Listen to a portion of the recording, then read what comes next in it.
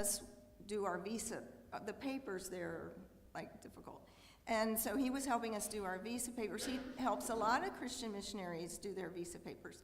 And so he'd seen the witness of various ones, but it seemed like we were privileged to go deeper with him than some others had been able to do. And we were able to, in meeting with him time after time, we just told him some stories from our life, like the story about how I wasn't supposed to be able to have children. I was told I was sterile, but then God overruled that and gave us 2 boys. It's quite a story. Another time, our van was stolen by this crook, and it ended up that the FBI got involved in it, and the Lord did wonderful things through that. So we told him that story, and we were just telling him stories from our life. And he was getting more and more interested, and so we became friends with him, and he's about 40 years old. And one evening we had the privilege of explaining the gospel really clearly to him, and he prayed with us also to trust in Christ. So that was very encouraging. But the follow-up has been difficult because he doesn't live in Prague. He lives out away, and so the follow-up has been difficult. And we're going to tell more about the guy in the middle of that picture. But the guy in the middle keeps showing up. He's going to show up, explain to you and we'll why. explain. Here's another meal at our table. You can't really see the faces very well, sorry. There's a woman next to the left of our son, James. There's a woman who's from the Bahamas, and we're still meeting with her online. She was already a Christian. Some of these people James brought to us were already Christians, and so it's been more of a discipleship ministry with a lot of these folks. Let's keep going. The woman in front here, we had asked for prayer quite often for her. She's a believer, a newer believer, who had needed a kidney transplant. And finally she did have it was really her second kidney transplant. And she's doing well now, but then when the pandemic hit, she kind of retreated a lot, and we didn't have very many more opportunities with her. Then this is Petter or Peter, I wasn't going to say his name. This isn't being recorded, is it? Or, it is. Oh, it is. It's live streamed, yeah. Okay, I hope he doesn't. We try not to use names Okay, unless we're in a group. I made a mistake. But anyway, we've been meeting with him for 3.5 years, and in the early days he would remind us that he's an atheist, but he doesn't do that anymore, and we've read a lot of the Bible. Now, we've been meeting with him almost every week for 3.5 years. First it was in cafes, and now it's online. For 2 years we've been online since the pandemic started. I think he came for your cooking, but And that's okay. yeah, and anyway, we've been working through the Bible, and he's growing in his understanding of the gospel and the. Okay, let's keep going. That's our Zoom. That's a recent Zoom meeting with him. Might have been our last one. Okay, I'm not going to say any more names. Okay, so these are some French people that we got to know in Prague. That was another way we reached out, was to join this organization for French speakers, and let's go forward. And there's another meeting with them in the cafes, but now it's online. Zoom, and already, just want to mention 2 of these women, they've already had Ukrainian refugees stay in their home, like last week. So this is kind of gives you an idea of what's going on right now in the Czech Republic. People are really helping the refugees a lot, especially the Christians. This was we don't have pictures of all the students that we met with there in Prague to help them with their English, but this young lady is from Russia. She's a Russian. There are a lot of Ukrainians in Prague, and there are Russians there too. And it was delightful working with her, trying to help her and to be a witness to her. And other people also had worked with her as well from our organization. This young lady, we are still meeting with her online. We've been meeting with her now 2.5 years. We went through all 7 books of the Chronicles of Narnia for our English, and it was like she didn't get it. She didn't understand the symbolism. She doesn't have anything from her background to hang it on, and we keep on trying to build this relationship with her as we meet with her every week. Let's go. Recently, surprisingly, we're online, we're doing Zoom for 2 years, and we still get some new people. This is a new guy. We just started meeting with him like months ago. But he is a Christian. He's a Peruvian, was in Prague for his PhD studies, and someone put him in contact with us because he wanted to improve his English, and we're getting an opportunity at the same time to encourage him. He wants to be a better witness for Christ, and so it's a neat opportunity. Then, so when we had to learn how to do Zoom, we used to log in, but we didn't know how to do it ourselves. So when the pandemic hit, we had to learn how to do Zoom. And once we knew that, it's like it opened up the world to us. Oh, we can invite all our friends in France to join us online to do English again, like we used to do in homes and cafes. And so this is not all of them. They're like various pictures, and these are not great, having Zoom pictures to share with y'all. But in this, there are 2 people, maybe 3, who are believers. Below us, there's a guy who, it was through English that we got to know him and his family, and he seems to have truly trusted in Christ, and was somewhat involved in our church. The woman below him is from Martinique, and came to our Café Anglais when we had that in France, and became a believer. She had never been baptized, so she got baptized and was involved in the church, and then she moved to the eastern part of France. Again, these are some of the people we're meeting with like weekly, and we wanted to put this picture in because in the lower left, there's a woman who used to meet with us for English in a cafe like over 15 years ago, and she's received a series of witness from us and from our coworkers. And I think she still needs the Lord, and she just logged in to join us for English again, like 2 weeks ago, I guess it was. Now, the big thing that we've, like, priority-wise, that we're doing is continuing our Discovery Bible study online.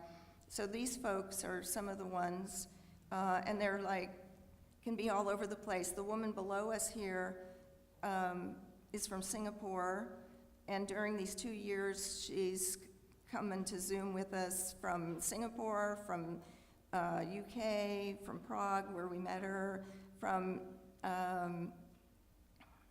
France. She's been all over. It's been really neat how the Lord's been working in her life, leading her to grow in her witness. She wants to be in full-time Christian service, and she's been trying to figure out where God wants her. The guy to our, well, there's a guy there above James. James is our son in the corner down there. Above him is a guy who came to Christ here in North Carolina, came here to work and develop his English, and he was a cocaine addict.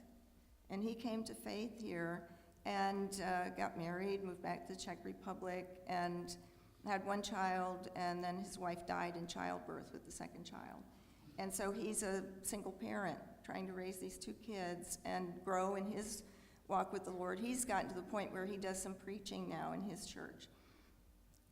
Let's go forward. And some of these went through my old Progress of Redemption, the Old Testament, and that was fun. Okay, another shot from Bible study. Actually, one of my family members is right next to us there from Virginia, Who joining will remain us. Unnamed? Will remain unnamed. Let's go forward. Okay, I'm sorry. So then the other thing with the Bible study, people felt like we need more time to pray. So this is a shot from one of our prayer meetings. Like, it'll vary. There might be just 1 person log on with us on Saturday to pray, or there might be 4 or 5. But we have consistently, we did it yesterday too, we have prayer meetings on Saturdays. It's evening for them, it's afternoon for us now that we are over here. Yeah, this is another prayer meeting. Next. Another prayer meeting. Next.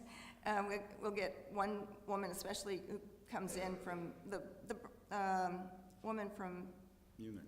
Yeah, from Munich, who I said was from the Bahamas. Yeah, she usually is praying with us. Now, this is our Czech Greater Europe Mission team that we, One more. and then there's another shot of our Czech Greater Europe Mission team. And as you see them, they still include us on Zoom meetings sometimes. like we're now associate missionaries, and so we're doing normally 7 Zoom meetings a week with individuals and groups. So we're trying to continue our ministry from here, and the goal is that we would make a trip back to Europe, back to France, and to the Czech Republic at least once a year, pandemic permitting. And when we do, we'll have to get permission from our team leader to return to the field. Yeah, we're staying in touch with these people, and they're all involved in refugee help right now, giving help to the refugees. This is the main thing that we can all be praying for right now, help for the refugees. What did I leave out? I don't know, but maybe we can ask Leo how we can weave better in the question. What more can we answer about that? I don't know if there's more that we can answer. I personally am just curious, what's the state of the evangelical church in Well, Prague and in the Czech Republic? it's slowly growing from little. I don't know Still that, around 90% considered atheist, but it's a little different from France. but the church is about close to 1%, maybe? Maybe, It's small. but it is growing, because you have some of the remnants of the old Moravian church and the Hussite churches, and the Hussite churches, and they are still alive, but it's different than some of the older churches. So there is that presence, but they went through the Nazis, they went through the Russians, and I think the church that they knew was collaborated with the communists, so they were through with all that. That's basically The their Czech background. people. Czech people were through with religion, but there is a really good witness. There are at least About 12 a that we dozen know of international churches, in which Prague. which helps to go off to then you start planning more bilingual churches, and then eventually Czech churches that are Czech all Yeah. the way. So It's pretty impressive, because before Paris, we lived in the Toulouse area, which is about 1 million people. So we're now in Prague, about 1 million people, about the same size as Toulouse. In Toulouse, we had 1 international English-speaking church. In Prague, there are about a dozen English-speaking international churches. So we think the Lord has really poured the forces into Prague, calling all these people to start international churches. and into Budapest, because there's a lot of work there. But basically, those churches were out of the old communist system, and so they're less evangelicals, but they're actually more active. 1% in the UK now Are evangelical believers, active. Now, yeah. there's still churches, there's still lots of everything going on, but 1% is what the figures are. In the Ukraine, there is 3% or more, and they sending out missionaries before this war started, so very active. A lot of work done in Ukraine, and they're very active, and there's still a lot of people active in Ukraine, but this is, And- see how the Lord throws everything out. And actually, some of our team Yeah. members have previously served in Ukraine. The couple, you can see the kind of the that's a yellow little darker. line around that one Go couple. back up, it's a little- They're on the lower Yeah. right, as I'm looking at it. They were previously missionaries in Ukraine. So, and before this happened already, the wife, she was already working with a refugee ministry in Prague, trying to help the Afghani and Syrian refugees. So, wow, they are full force into this refugee thing and trying to help these people because they can speak the And so language. they've got Bible studies going. A couple that, they were our team leader, he is an MK from Ecuador, and she is Czech, and they're amazing. They live way on the other side of the Czech Republic, near the Polish border, but that's where the evangelicals had already, they sent someone coming, and the churches started getting ready for it, and now the government is asking them to minister to the refugees spiritually. And so that's unheard of. I mean, the government doesn't really care about that. They love freedom, they want to be democratic and et cetera, but without God, doesn't really work. But they're not like anti. But now the Christians are being asked to minister to it, because there are needs. There are Christians that are coming across the border, and they need help. So We heard of a Slovakian pastor who opens his church every night to refugees. He can cram 150 in there to spend the night. Then the next day, they move on, and the next 150 come in to spend the night. We heard that, I don't know what it is now, but it was 5,000 a day entering the Czech Republic. Refugees, now there are over 200,000 refugees in the Czech Republic from Ukraine. So it's kind of getting saturated and overwhelming and exhausting for the people who are trying to help them. So when it is terrible, the war is absolutely atrocities and everything, but if you remember the early church, Jerusalem, God allowed that, and they were thrust everywhere, and that's what we see in his sovereignty. They're being thrust everywhere, and everybody else is getting ready, and then they've got to start thinking through a lot of things. So the gospel is still spreading. Any questions? Thank you. Thank you very much. Thank you for your love and support all these years. Yeah.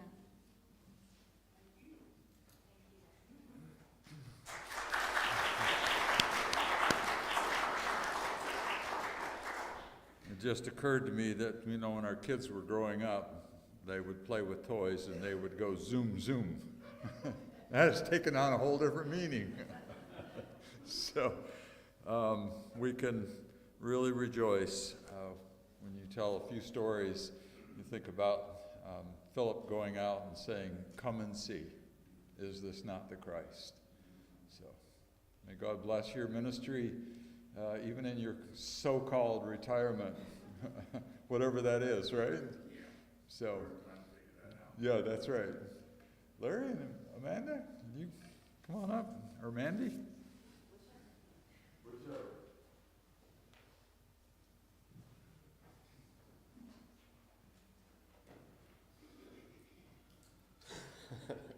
Chicken. Good morning. Is that right? Well, we've never done this before. We don't have a PowerPoint. I don't know how to do it. We want to be like you when we grow up.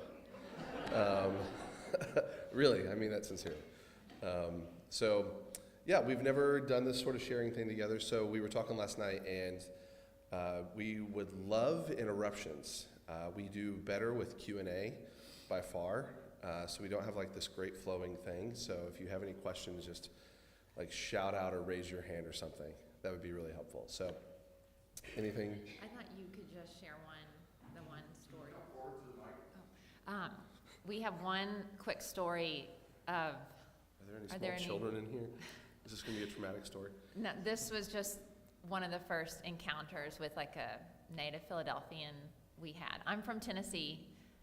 If you heard Michael Black speak with Larry yesterday, just a small town of 30,000 between Nashville and Knoxville. So everyone is friendly, everyone smiles at you. You talk to the people at the checkout. That's the kind of town I'm from. But you go ahead with the story. Well, okay, all right, fine. So we were trying to describe we were just laying there thinking about like, what's Philly like? Like, how do you describe Philadelphia to like somebody from Lake Wiley, you know? And, and sometimes there's like this vibe when you're like a missionary that like what we're doing is really meaningful. But Philly is, you use the word is uncomfortable. It's always uncomfortable, like just even thinking about getting home at night. There's no parking, it's just a war, it's combat for parking.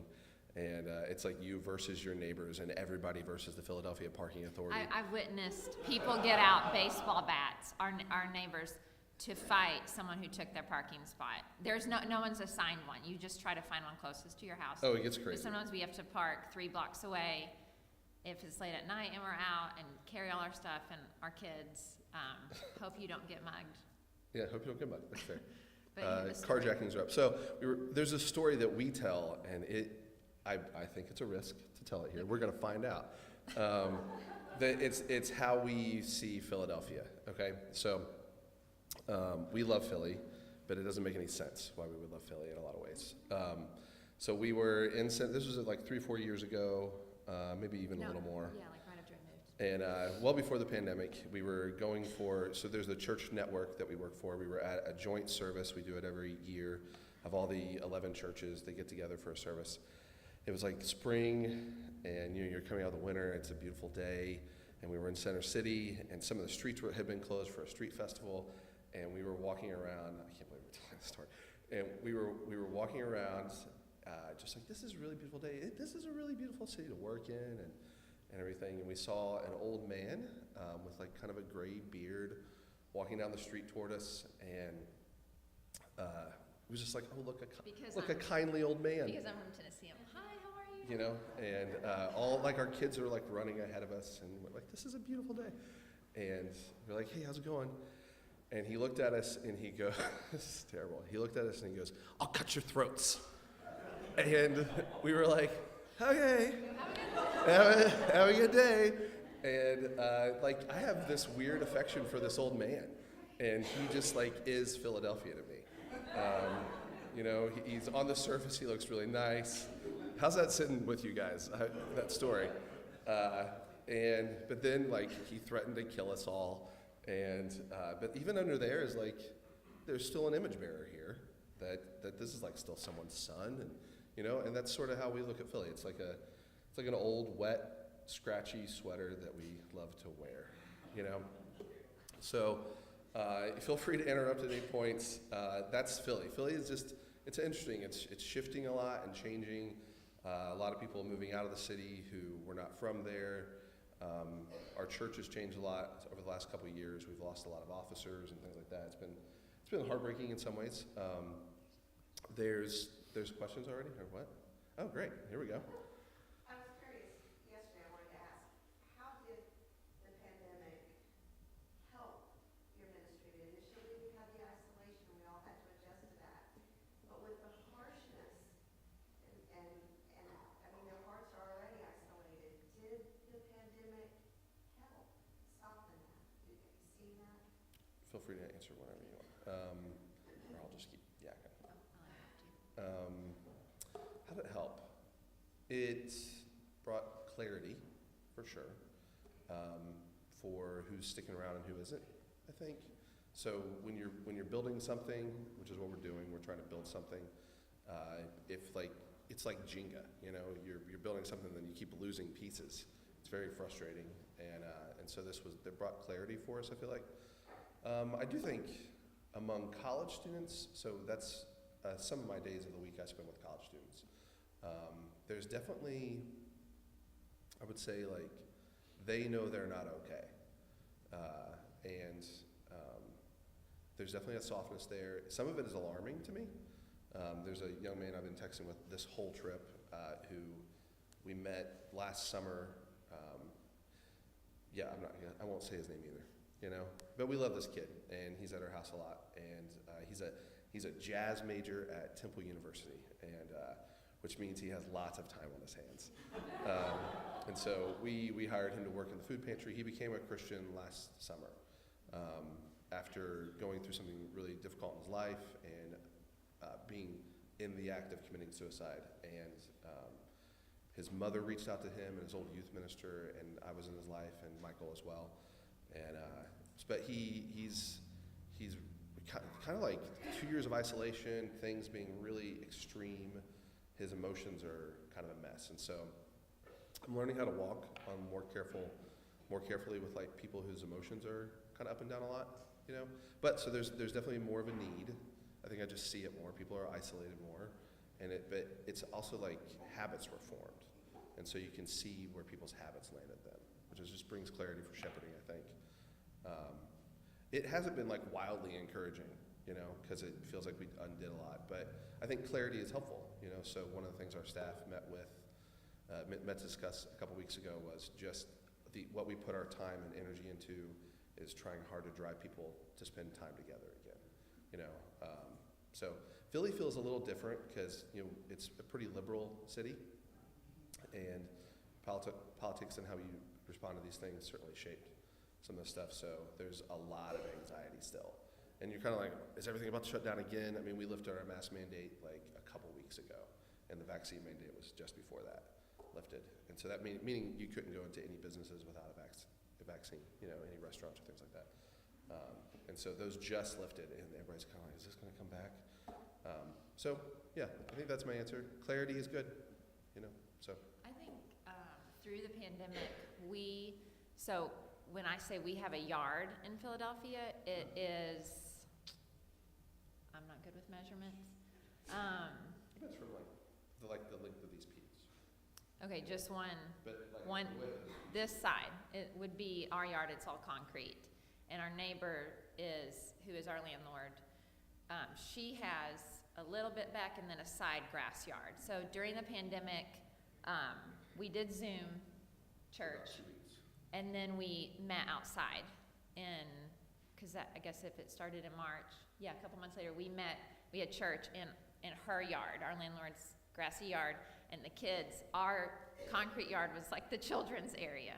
So, and our older kids would help out. So I feel like after we went through the period like everyone, where we panicked and were afraid of COVID, everyone stay away from anyone else, and then after a couple months, I think it would have been different if we were older, but just as young people, we are like, we have to keep pursuing community with people in the church. And like coming from like my story, I just have dealt with a lot of depression and anxiety personally.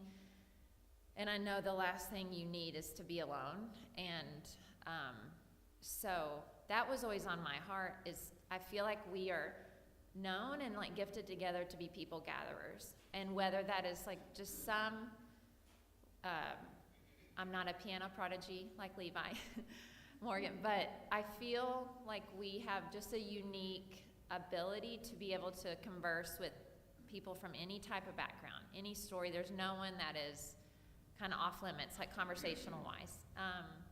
And so even if we stand a certain place politically or philosophically or like spiritually, we are able to befriend kind of people all over the spectrum.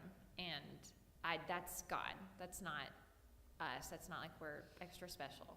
So I feel like God uses us. Like in Philly, you can reach the nations. There's so many different people groups and languages spoken. I've made so many friends with Koreans and just, Albanians, people from the Czech, like in our old neighborhood, Port Richmond, there's a huge Albanian, Polish population. I met tons of moms, being a stay-at-home mom, met tons of moms at playgrounds. So I continued, I was like, I'm just gonna go out. I don't wanna be afraid of COVID, I just wanna trust God, and I feel led to just go out. So I don't know, I feel like we do different things. We're partnering, but like through the church being in our yard, the compound, we kind of have an open door policy. We've had periods where we've had to retreat a little bit or like take a longer vacation, not a full sabbatical, but just because our house is like the ministry home, we don't get much peace. So it's like, make sure the kids are safe, but we feel like we have to leave town. Like coming here feels like a retreat. We go to Tennessee twice a year to visit my parents, and that just being in a quiet town feels so peaceful, and seeing green. I don't know if I answered your question. Sure. Okay. We have the mic right now.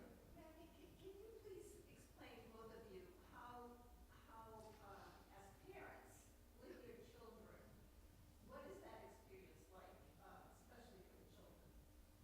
You go first since I just spoke, and then Great. We should I'll listen tie in up your well. loose ends. Oh, thank you. As you always do. How's it for the kids? I think I get why people leave the city when they have kids about our kids' age, maybe a little younger even. As soon as you start seeing, like, oh, this kid's going to want to leave the house and want to leave the yard and go out into the city, there's something you have to reckon with.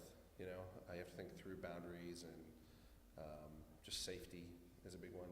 I think I don't know. This is balance of their faith is real. I think they have to know that we're weirdos in the city, and that's okay, but I think some of the things, I think that we see things, my kids have seen things that I think is troubling. The opioid epidemic is really, before the pandemic, it was the thing we were talking about, was just the thousands of people living under the L train. You know, our house is on Dolphin. so Laying it's- on the sidewalk, like you Yeah. just walk by and people You're like, I step hope over they're alive. people. You know, there's people you meet who stop by the church or even stop by our house because people kind of know where we live, even in the neighborhood. And during the pandemic, my phone number was just under the L. Like, I was getting calls all the time from people, which is okay. My phone is still, it's our care team. Our church has a thing called a care team, which is like, if you're part of the church or not part of the church, you can reach out for help. And my phone number is the number, you know. So it gets interesting. I get a lot of weird phone calls, but yeah, I think just the things our kids have seen, just the cautions you have to have of like, don't get in that water, don't go near that grass. What are the rules, kids? Don't go in the bushes. Come on, you know, there could be someone living in there. It's sad, but it's like but it's so true. Like you have to really be really careful, and just the things they've like. Your doctor's office was on the corner of K&A, which is like the largest open air drug market in America, and that's was where your doctor. Like I'm was. offered drugs on the way into the doctor. And then when you go in the doctor. And so it's capitalism, it's competition, just kidding. But you know, when we drop Mandy off, the kids would go with us, and it's like, you just see things that are crazy. You just see crazy things. So I think that's some of the stuff that's harder. It's heartbreaking. There's a young man, I could say his name because you can pray by name for him. His name's Ryan. I've only met him a couple times, grew up in a Calvary Chapel church, played bass for the church, and then moved to the city for college, got hooked on heroin, and this is someone's son, you know, and he has just disappeared from under the L. And I've been asking everybody, trying to figure out where he is. So there's things you see all the time that I think are troubling for me, you know. Tie the loose end. You did great. Probably, I think I get discouraged just like when people move away. They call it friendship fatigue. So you make a friend or a family will come to the church. One prayer request I have is that more families, like people with kids, would come, because the city is, especially with the pandemic, it's changed, and it's not an attractive, comfortable city. Like, I think I've had more spiritual conversations with people because when they find out, they're like, what's your accent? I mean, I don't have as strong of Southern accent as some people, but up there I sound very like a hick, they say. But they're like, why would you ever move here? Like, why? It feels like everyone that lives there that's a native Philadelphian hates it, but they're kind of stuck there. And they're like, why would you move here? I wish I could get out of the city. And I'm like, well, we came for my husband to work at a church, like a new church plant. And there's a few dying Catholic churches. There's hardly any Protestant churches. When you do meet a Christian, it's like, they're probably a Christian. Because to claim Jesus there is like, if you say it, you're probably sincere. But so it feels like no one wants to be there. And we're there, we're called to be there, but it's not a city that I would have been like, I would love to live there. Like that just is so appealing to me. But, and I feel like June will be 6 years. So I feel like we're newbies still. Like we want to be there for the long haul. Like at first we said, okay, 10-year commitment. And now I'm seeing that there's just a need. I always thought, like when we got married, that I would be overseas, like in Papua New Guinea or Ecuador, like Jim Elliot. And I read missionary biographies and Amy Carmichael, and I thought, I'll go anywhere, but not in America.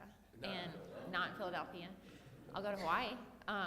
But yeah, so it's just, I had a hard heart for years, and that's probably why we weren't there sooner. And yeah, and we didn't want to go, obviously, if we're like not together in this. So I'm sorry, I'm not clear on my answer, but it's just discouraging when people leave. Even though I know I'm not there, I'm like, my goal is not just to like have my own friends, but you don't want to feel like you're ministering alone. And so our kids, they're part-time homeschooled, part-time in a co-op, and they have friends, but that school is in New Jersey across the bridge. It's like 20 minutes away, but they are like, John and Jack are 13 and 12, and then Brian, our neighbor, is 15, and that's the youth group, 3 kids. Because when kids get to age 10, people move to the suburbs. There's almost 80 kids though in the church. Of little kids. Right. Yeah, we have a And you're lot like, of, oh, there's a youth group coming. and then they leave. It might not. So They might all go. through the pandemic, like 8 families with older-ish children have moved away. So, yeah, I get lonely sometimes. I have one friend who has 4 kids. Her oldest is 10, and we're always like, stick it out, stick it out. So her husband's also an elder at the church. He's a pharmaceutical guy. Like, they are not in full-time ministry, but I serve on the women's ministry team with her. So she is, I feel like, a comrade, and we do share a similar vision. So, yeah, that's just a prayer for, like, more families, whether that be, I'm praying for more non-Christians to want to come to our church, and that kids would feel welcome to come, and, yeah, or just Christian families looking for a church. So, did that kind of answer, Elizabeth? Okay.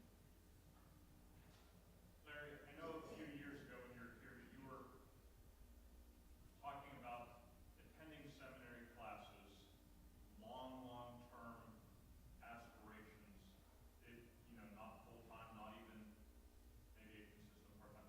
How is that going for you, and how is that helping, if it's still ongoing, or change of plans? Yep, next question, please. I'm just kidding. Well, I was going to Missio Seminary. You were RTS. Was at RTS first, but turns out, so I'm not a great student. I'm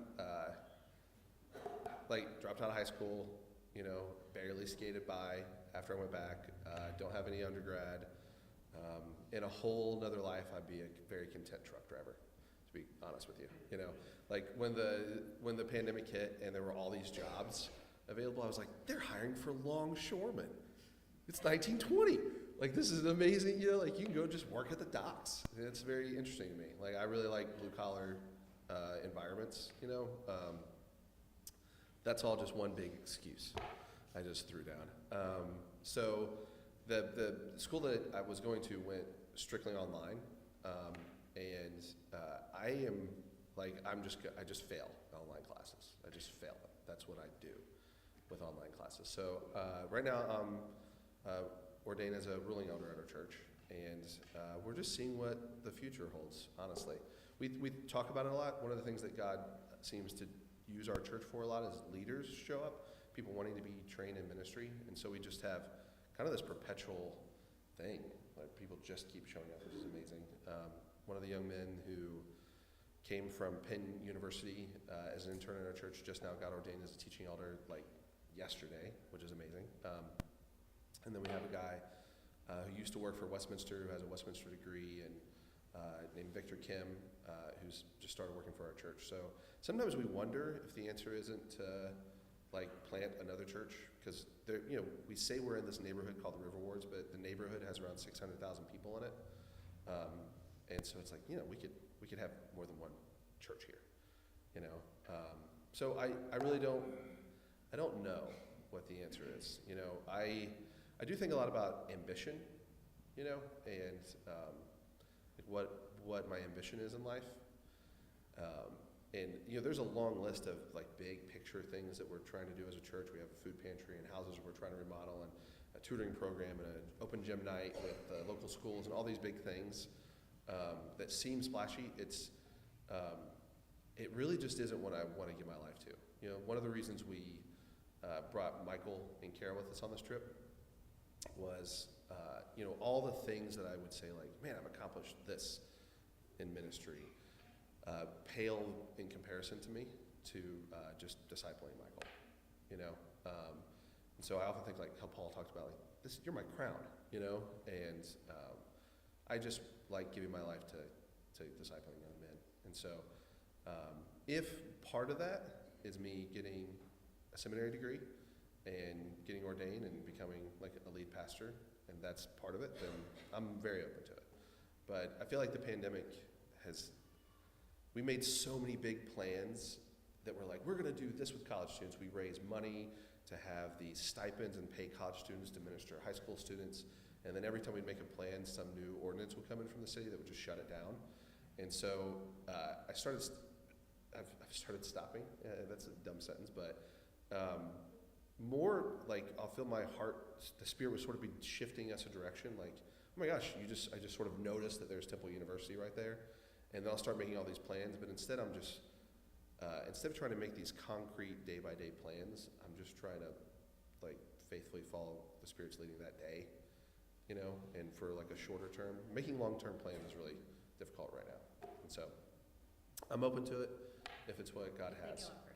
If they go in person, yeah, I would totally go back to school. I have a scholarship there, and you know, I'm probably around a third of the way through a degree. You know, It's on the record that I would love him to complete it.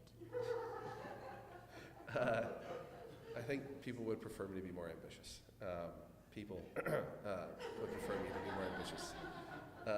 I'm just content to die and no one remembers my name. I'm okay with that, you know. And so, yeah, I don't know. If it's in the cards, then I'll do it, you know. But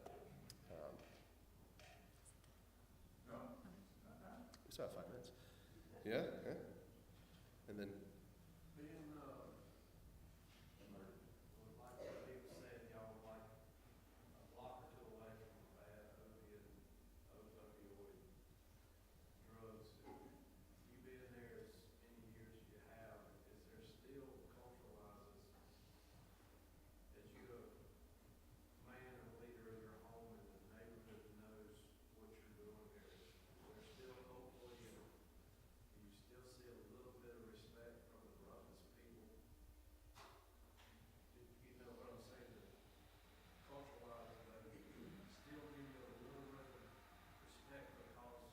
Because of being ministered.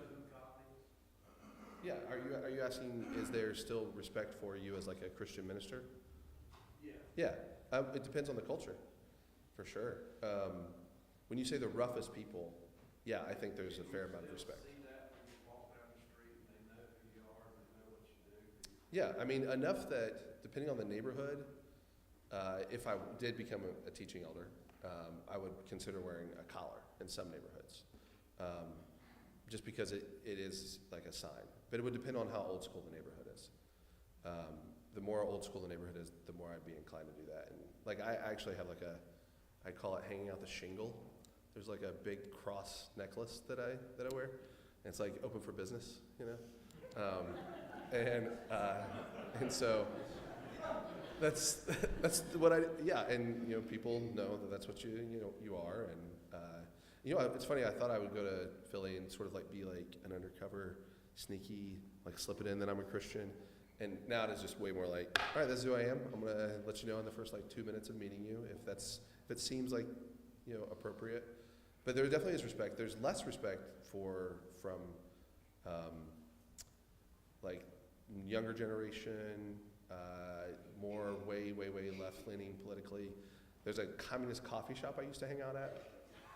And I loved it there, and it was fascinating. And 2 of the guys who go to our church, I met at that coffee shop. But yeah, I just was always getting cussed out for being like a Christian, like a white Christian minister with a stay-at-home wife that homeschools 4 kids. And so that got old. Mainly, not that I had some good conversations with people, but it just was like, all right, I have a meeting right now with this person, and I'm getting chewed out by the barista, you know? And so, yeah, it just depends. You know, it depends on where you're at culturally. But even then, some of those turn into great conversations, you know?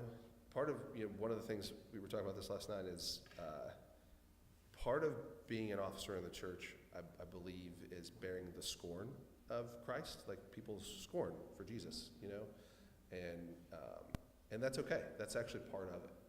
It's part of being a Christian, is bearing that scorn, you know?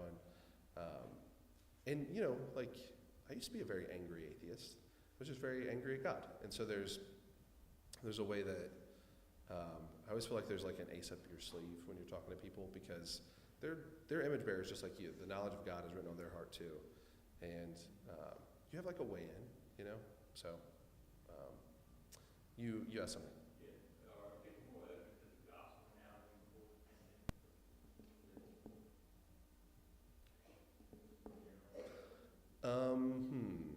I've definitely found that with college students. Yeah.